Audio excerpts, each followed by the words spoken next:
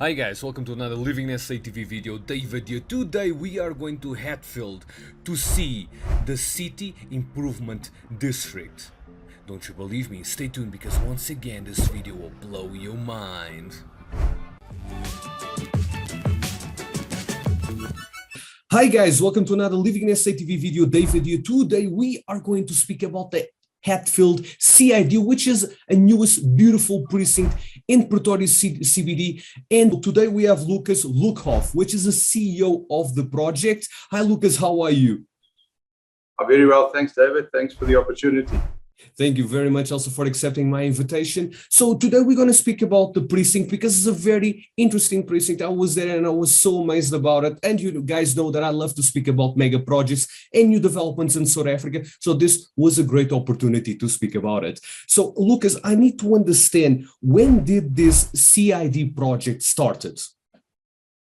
All right, David, we were established, the Hatfield CID was established in 2004, and the University of Pretoria and the landlords of the area came together and said that they're not entirely happy with the services rendered by the municipality, and they needed a sort of top-up service. We fully understand the challenges that municipalities have, and we were established to do a top-up service in terms of urban management. And the main driver was the safety and security of the people and the patrons of Hatfield. Those were the main drivers. Thank you very much. And for people to have an understanding, so since 2004, how much money was invested in this initiative, in this precinct? Okay, David, that's a great question. The CID is 100% funded by the private sector. Right? So businesses, if you have a property in Hatfield, you will pay an additional levy on top of your rates and taxes, right? And that is the budget that they give the CID to perform its services. A rough calculation over the last 18 years, more than 100 million rand was put into Hatfield to ensure that Hatfield is functional and remains value for people to have property in Hatfield. That's perfect. So, in your opinion, what makes the Hatfield CID so special? I think we must never underestimate, David, the impact the anchor institution have on Hatfield. Hatfield really exists because of the University of Pretoria. The University of Pretoria is the reason why Hatfield really exists. So the main campus with approximately between 40 and 50,000 people are here. And of course, the university is very concerned about the safety and security of their people. Unless Hatfield is really, really safe, they will never attract the best students, and they will never attract the best academia to come and become a world-class university as they are. They're in the top 5% in the world. I don't know if people know about that, but the University of Pretoria is a world-renowned university. And that's why we have a dream. We have a dream of creating a world-class suburb at the southern tip of Africa. It's something that we are really passionate about. So the university plays a big role. You will see that there's a lot of student accommodation establishments that went up in and around Hatfield. The CBD still exists. However, COVID has not been kind to anybody. Businesses are really taking strain, because when students aren't here, the buying power of this microeconomy doesn't really exist. So the university really plays a massive, massive role. And we're very excited that students are coming back this year and things will sort of normalize. Perfect. Lucas, one thing that I found very intriguing for me is when you live for a while in South Africa, getting out of your car becomes like a luxury, And when I was there last weekend, I was so surprised to see people walking around from all walks of life.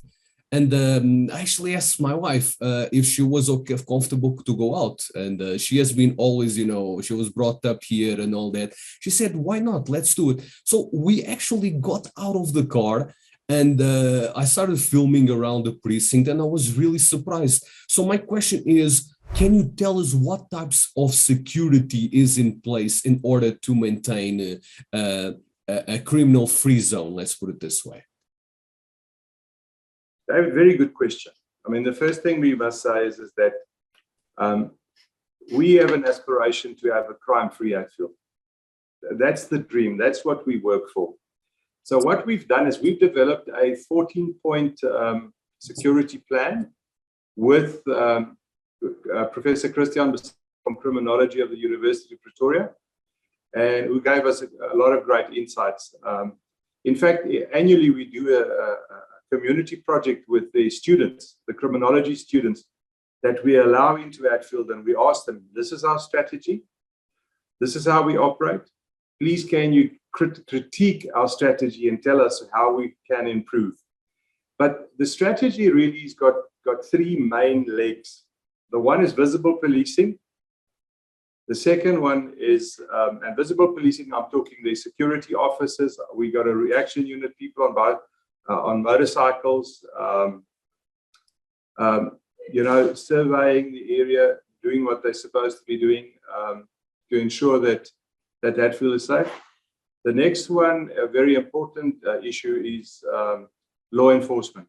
We're the only place in Tshwane who's got its own metro police station. 10 metro police officers on duty in Hatfield every day, plus a supervisor. 5 of those officers are on bicycles. 3 are in cars, vehicles that we've purchased and get given to the TMPD. And then we got 2 people in the client service center. So we always say that you can't fight crime without the teeth. All right, so the teeth in our streets is the law enforcers, the TMPD. We've got a wonderful relationship with them, and we're very proud to have the TMPD with us. And then probably, I think the cherry on the cake is to use technology to ensure that your people on the ground is more effective. So what we've done, we've implemented 74 cameras in Hatfield. So we got 60 normal cameras, CCTV cameras, and then we have 14 license plate recognition cameras. So if you come into Hatfield with a dodgy number plate, the metro will be waiting for you at the next stop. You understand? So we have drilled our people to have a very strong reaction capability.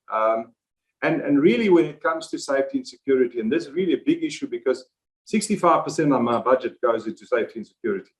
I always say that people send their children to become something, to fulfill their dream and the family's dream. And our job as a CID is to ensure that we create an environment where that individual can do it and fulfill their dreams. At least give them a fair chance. You understand what we're saying? So technology, law enforcement, and visible security, those are the critical things that we have. And it's underpinned by a lot of experience. As I said, we've got 18 years worth of experience. When I talk underpinned by experience, there's a lot of community relationships. If you don't take hands with the community, I don't think you can ever win the war. And the reason I'm saying that is we got 30 car guards that we have on a feeding scheme that is sponsored by one of our businesses. So those car guards have become our friends, and they ensure that our streets are safe for people to frequent. And in a nutshell, really, David, that's our story when it comes to security. We're very passionate about security. I openly say that Hatfield is the safest place in Tshwane. And if people don't believe me, they can please come and see. I mean, because we really believe that the model that we've deployed is very successful. Well, I was there, so I could see it with my own eyes and feel it, Very good. So I'm a living proof of that. And everything you actually say on the website, I could see it with my eyes. That's why I wanted to cover this project, or a mega project, because of the odds behind it, especially make it in the Pretoria, let's call it CBD. So do you see this type of private initiatives expanding to other parts of Tshwane or not? Absolutely. There's no question for me that we need to expand the model.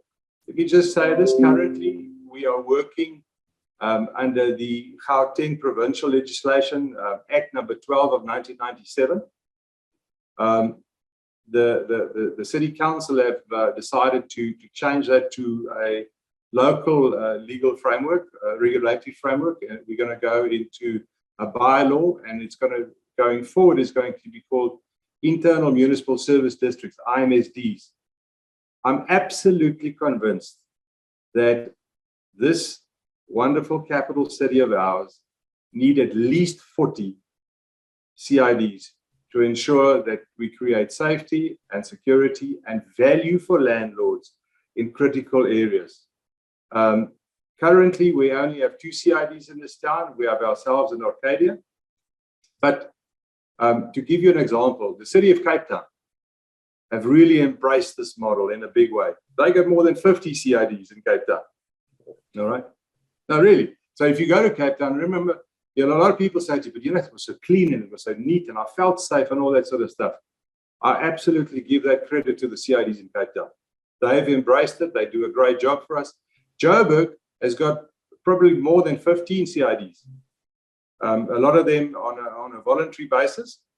But for me, there is no question that the CID model or the IMSD model, or whatever we're going to call it going forward, this partnership where private investors partner with municipalities and councils is the only way forward for South Africa. Wow. That's a very, very strong concept right there. Okay, Lucas, another question, and this is what people want to hear, is how many jobs were created out of this initiative? All right, so let me explain it this way. We have got a little bit of an in-sourced model and a bit of an outsourced model. Firstly, the in-sourced model, I got 23 people on my payroll. All right, so there's 23 families that the CID look at. But then we have approximately another 20 people, that's our security contingent, that are also being paid by this thing. So in total, I would roughly say about 40 people benefit from the CID. And then we, in consultation with the city of Tshwane, they got a new initiative called the PEP program, the People Empowerment Program. Mm-hmm. So it's people who have not been employed. And we've asked for 20 of those people to come to the CID. Because what we then can do is we can clean and beautify and make change and bring positive change into a bigger area. So not just in Hatfield, but we can go a little wider than Hatfield, and bring change. The first thing one has to do, and I must just quickly talk to you about this. This team that works for me under Martin Madiba, I've got 16 guys. You know that last year we took 53,500 bags of refuse out of the streets of Hatfield. Wow. 53,500 bags were taken out of the streets of Hatfield, which we all recycled. We have a recycling agreement with the University of Pretoria, and we recycle everything. We have a very strong green theme in everything that we do. 221 potholes were fixed by that team in Hatfield. You visited Hatfield, you couldn't find potholes, right? No. Okay. No. All right. 221 potholes were fixed by my people last year. We trimmed 1,000 trees. Illegal advertising, probably 2,000 of those things were removed. You know, if you're in a student environment, you always find some graffiti. We got about 800 pieces of graffiti that we have fixed. So my cleaning team has got a scorecard, and we report that to our board on a monthly basis to say, this is the value of the team. And I always think to myself, if we didn't remove that almost 54,000 bags of refuse, can you imagine how Hatfield would have looked? Yes. And that's the difference. There's pride in what we do. Every one of those people that work for me own a street. They own a street. That street belongs to them. So the first thing in the morning when they come in, they go do a chicken parade. They pick everything up, right? And then what we do is our vehicle will come around and then we'll pick everything up and we'll take it to the recycling plant. So very proud of those people. I call them my ambassadors. They are the people that dress Hatfield for everybody to enjoy on a daily basis, because we clean Monday to Sunday. Every day we clean. I was able to see all that. I couldn't believe what we weren't, believing what we were seeing.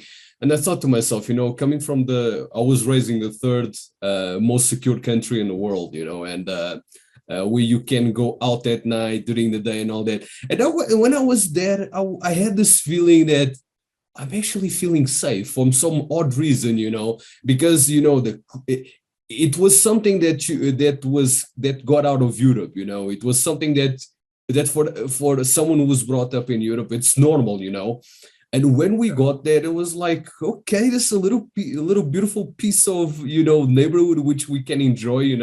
Even going to to a fast food chain just to have something and don't have it's security there, but they are not on top of you.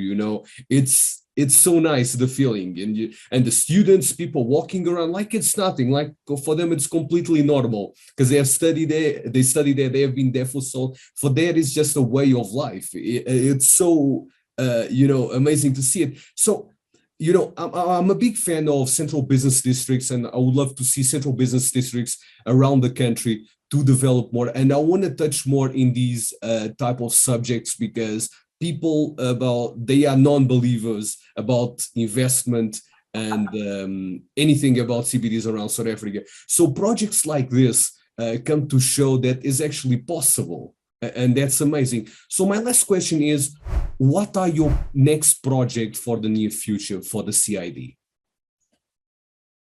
I think probably what we need to do is to see if we can't replicate this model into other areas. And the things that come first to mind is probably the other campuses of the University of Pretoria. We talk about the medical campus, Prinshof. We talk about Groenkloof. We talk about the sports campus, and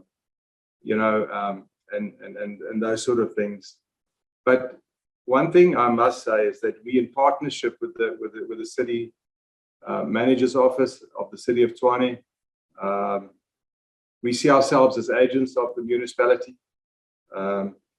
We have a very good working relationship with them. And we will gladly share our intellectual property with anybody who wants to see this initiative go into other areas. A lot of people come to talk to me, people from Menlyn, people from Roslyn, people from Centurion. A lot of people come to talk to us, and we gladly share the model, because we really believe that this model can change the whole feeling that we have about our capital. Some people don't feel so safe anymore. Some areas are drug-ridden. There's drugs and prostitution and all those sort of things. David, I strongly believe that it's normal people like us that can change South Africa to be the most beautiful place it's supposed to be. That's really what it's all about. It's about normal people saying, no, we don't do that. We don't stomach that. It doesn't work in our area. We don't allow crime. We don't allow drugs in our areas. This is the way it is. We need to give the new generation a proper chance to change South Africa to become the place it should be. Agents of change, I completely believe that. And I hope that the model can be franchised everywhere and make it, like I say, South Africa has everything to be a top country in Africa and also in the world. So we don't have excuse. So we need to count in all of you that are watching this. I also do these videos for you guys to see what I see, and we can share the message. And again, Lucas, thank you very much for your hard work, for your team, for what you have been developing. And it's a success story. And I hope I can bring more success stories like this in order to motivate you to be a better citizen and to take care of your community, because, their country is made out of communities, people, and all that. So, Lucas, thank you very much for your time. I really appreciate it. Really appreciate your time. Thank you. Thank you very much, David. It was a great opportunity. We appreciate it. Thank you. Thank you very much also. Anyway, guys, I hope you guys enjoy this mega development in Tshwane Hatfield CID. I hope you guys share, subscribe, and destroy that like button, and I will see you in the next LivinginSAtv video.